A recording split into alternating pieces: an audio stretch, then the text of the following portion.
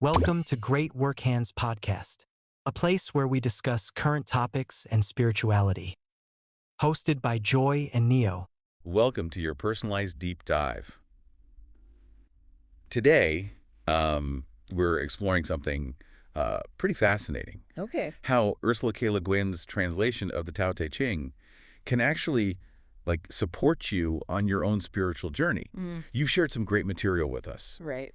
Excerpts from Le Guin's introduction, some really thoughtful reviews, and even your own notes on the text. Yeah. I'm excited to dig in. It's fascinating, isn't it? You know, a lot of people find classic spiritual texts a bit intimidating. Yeah. But your choice of sources tells me you're looking for a way to make these ancient teachings relevant to your own life. Absolutely. And a lot of the reviewers you've shared seem to agree that Le Guin's translation does just that. Yeah. One described it as like taking a shared walk down a familiar trail where we discover rocks and water that we somehow missed before.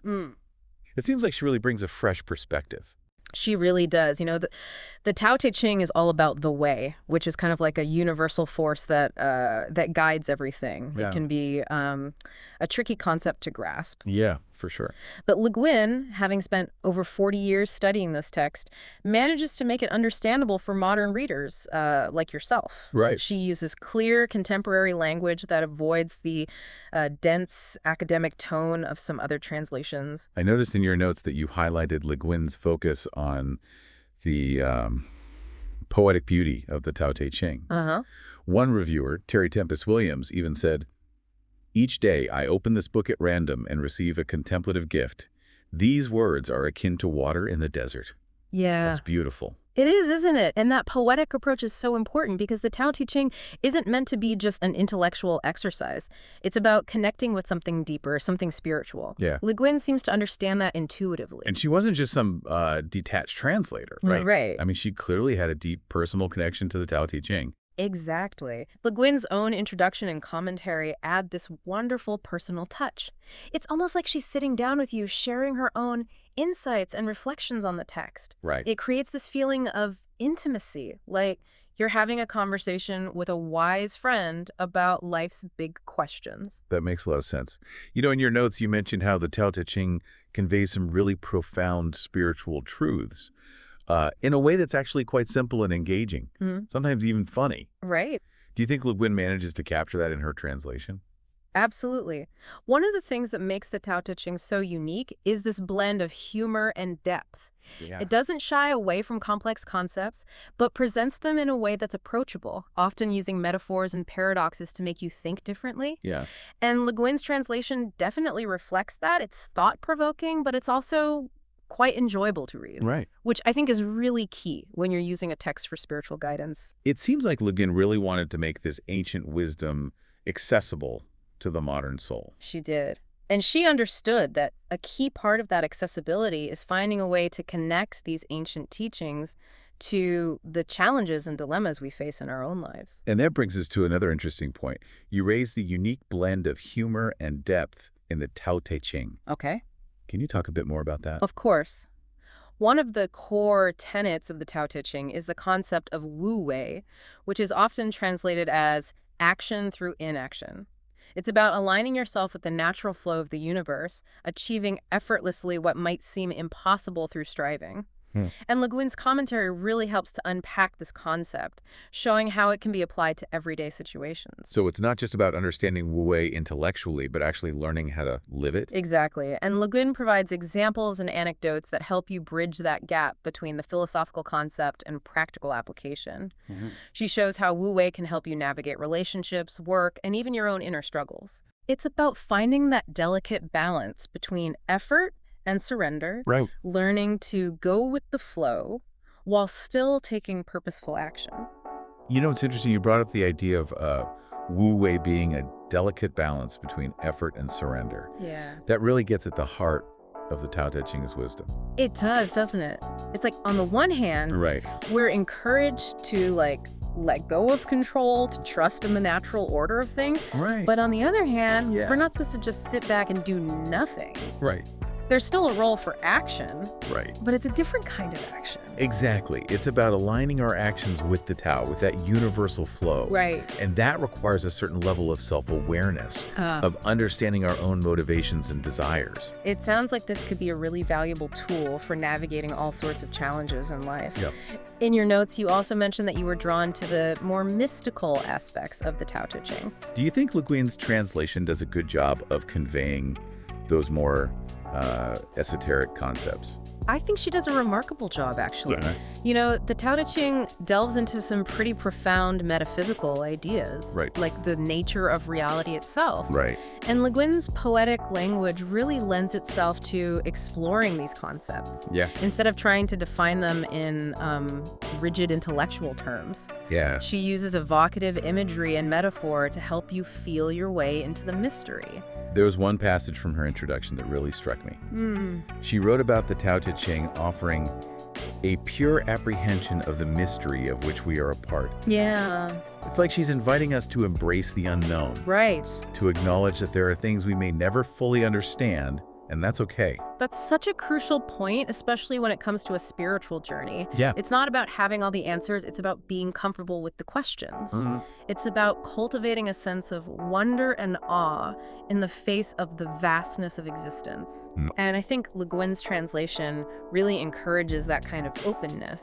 So even though Le Guin's language is very clear and accessible, Right. she still manages to capture the mystery and depth of the original text. Absolutely. She doesn't try to oversimplify or explain away the mystery. Yeah. Instead, she uses language that invites you to contemplate, to reflect, to connect with your own intuition and experience. Right. You know, there's a passage in the Tao Te Ching that compares the Tao to a valley. Okay. It says, being the world's valley of eternal, inexhaustible power is to go back again to the natural. I love that imagery. Right. It speaks to the receptive, nurturing aspect of the Tao, doesn't it? It does. It's not about striving for dominance or control. Right. It's about cultivating a sense of humility, openness, allowing things to unfold naturally. It is. It's about recognizing that true power comes not from force or aggression, Right. but from aligning ourselves with the natural flow of the universe. That actually reminds me of something else you highlighted in your notes. The idea that the Tao Te Ching offers a unique perspective on power. Okay.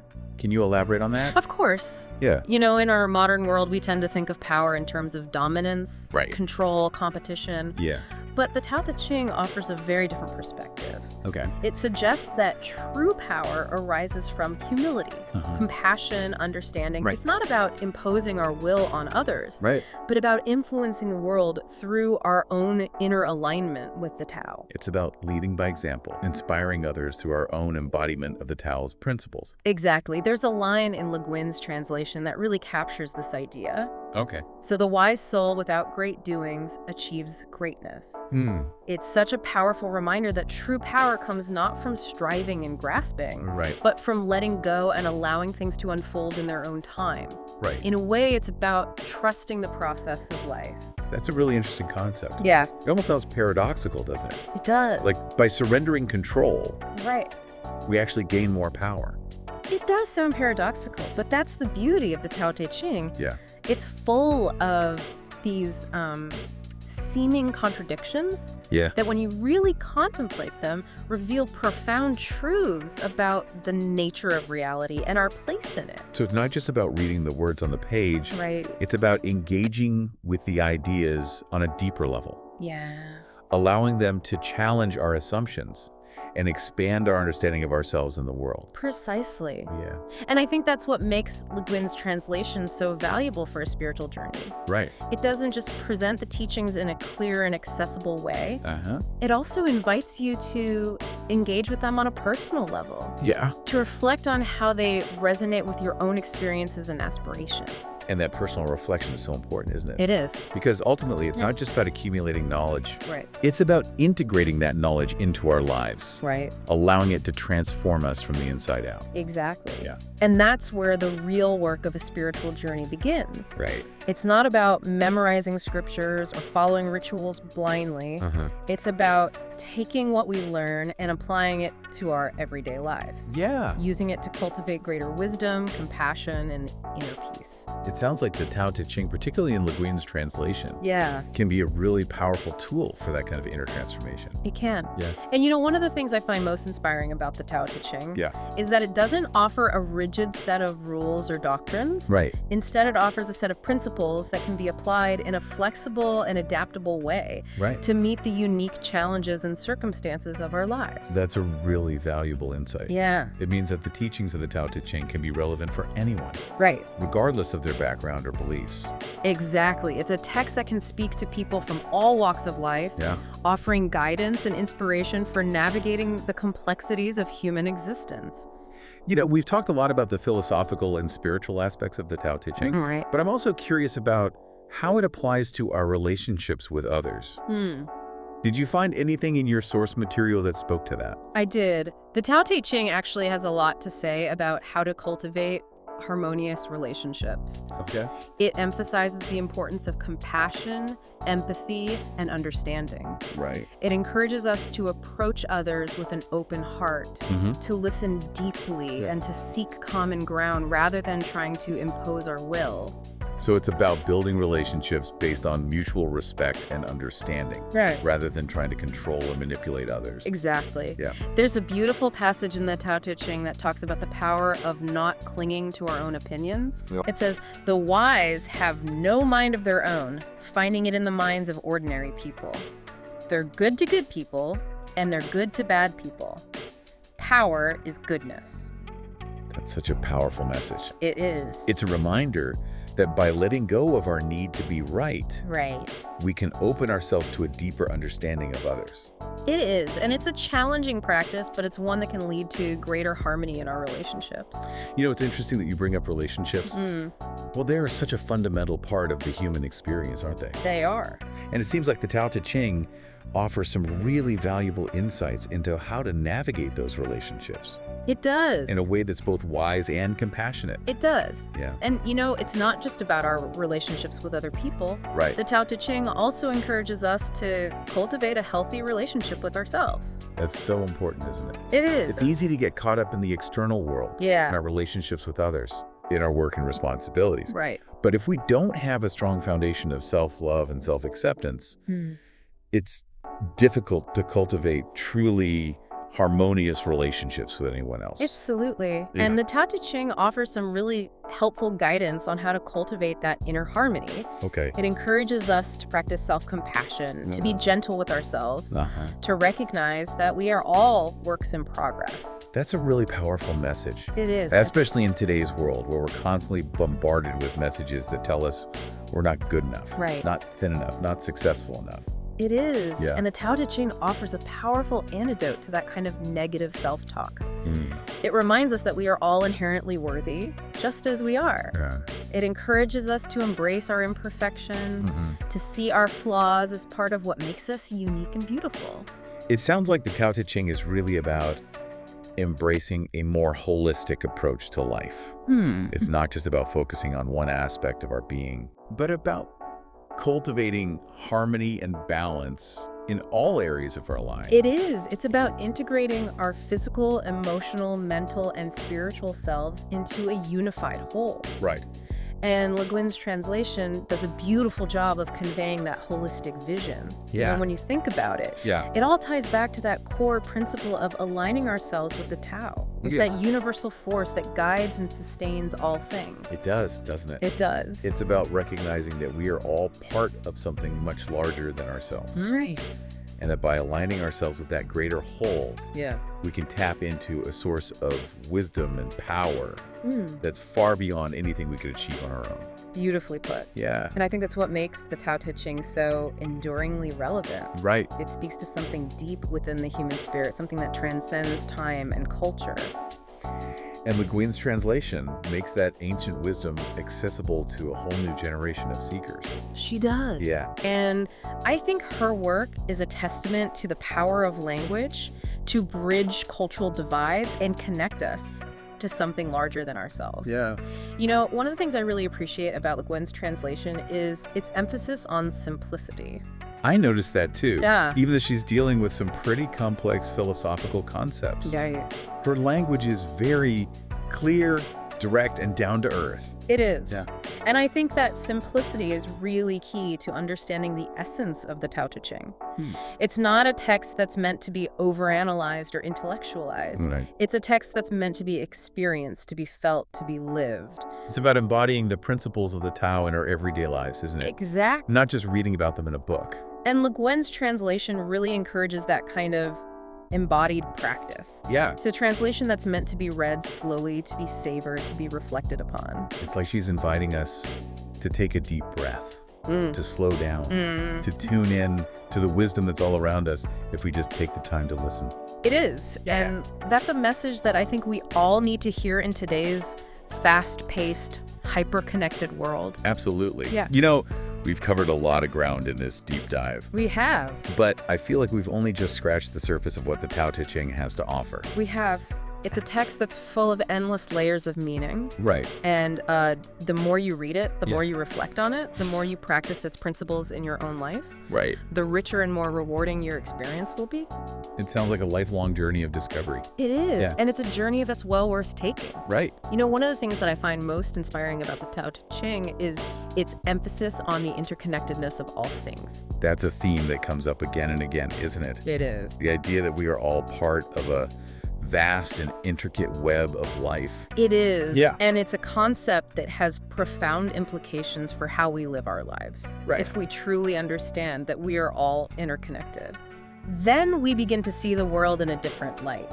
We start to see ourselves not as separate individuals, Right. but as integral parts of a larger whole. Right. And that realization can lead to a profound shift in our values and priorities. It can lead to a greater sense of compassion, empathy, and responsibility for the well-being of all beings. Exactly. Yeah. It can inspire us to live in a way that's more aligned with the natural order of things. Right. A way that's more harmonious, more sustainable, more just. It sounds like a powerful vision for a better world. It is. Yeah. And it's a vision that's rooted in the ancient wisdom of the Tao Te Ching. Right.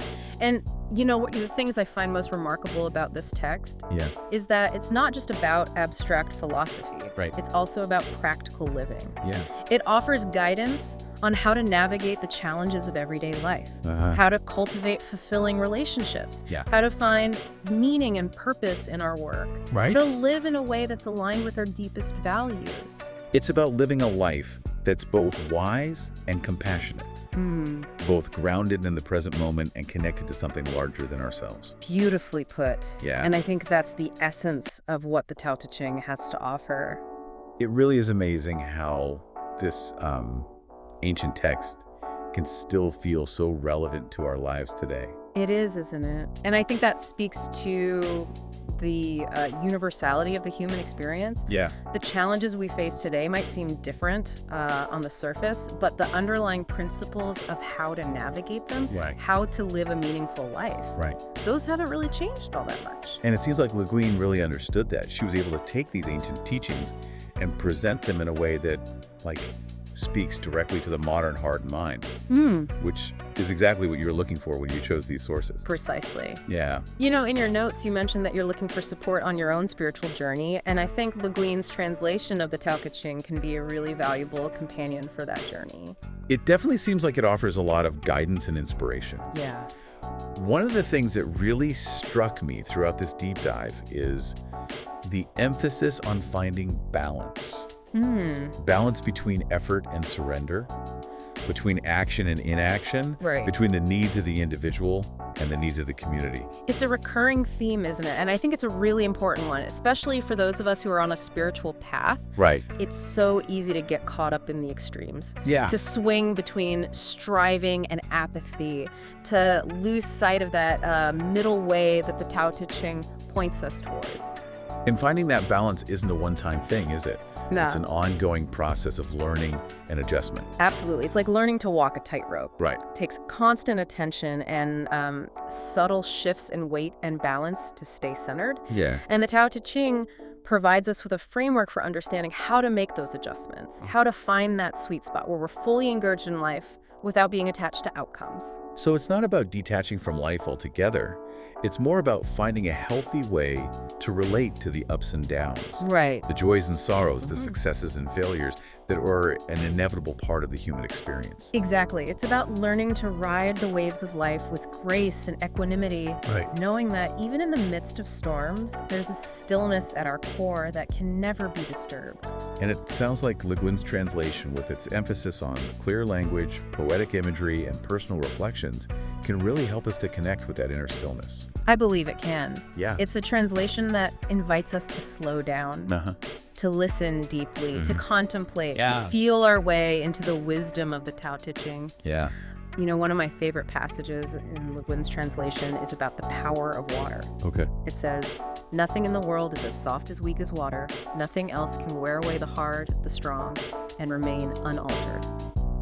That's so beautiful. It really speaks to the power of gentleness and yielding, doesn't it? It does. It's a reminder that sometimes the most effective way to overcome obstacles isn't through force or aggression, but through patience, persistence, and a willingness to adapt to changing circumstances. It is. Yeah. And that's such a valuable lesson for anyone on a spiritual journey. Because the spiritual path isn't always easy. There will be challenges, setbacks, moments of doubt and despair. But if we can learn to be like water, to flow around obstacles rather than trying to force our way through them, we'll be much more likely to reach our destination. So it's about embracing the journey with all its twists and turns, knowing that even the difficult parts have something to teach us. Absolutely. And Le Guin's translation reminds us that the journey itself is the destination. That every step along the way, every experience we have, every encounter we make is an opportunity for growth, for transformation, for deepening our understanding of ourselves and the world around us. You know, as we wrap up this deep dive, I'm struck by how much wisdom and insight we've been able to glean from just a few excerpts, some reviews, and your own personal reflection. It really shows the power of taking a deep dive into even a small amount of material. It does, doesn't it? And I think it speaks to the richness of the Tao Te Ching itself. There's so much depth and nuance to these teachings that they can be explored and contemplated for a lifetime. And Le Guin's translation provides such a beautiful and accessible entry point into this world of wisdom. So to our listener, we encourage you to pick up Le Guin's translation of the Tao Te Ching and embark on your own exploration of its wisdom. Thank you for listening to the Great Work Hands podcast, hosted by Joy and Neo. Stay tuned for more inspiring spiritual stories, insights, and practical guidance to help you grow on your spiritual journey. Don't forget to check out our YouTube channel for even more content that uplifts and empowers your spiritual path.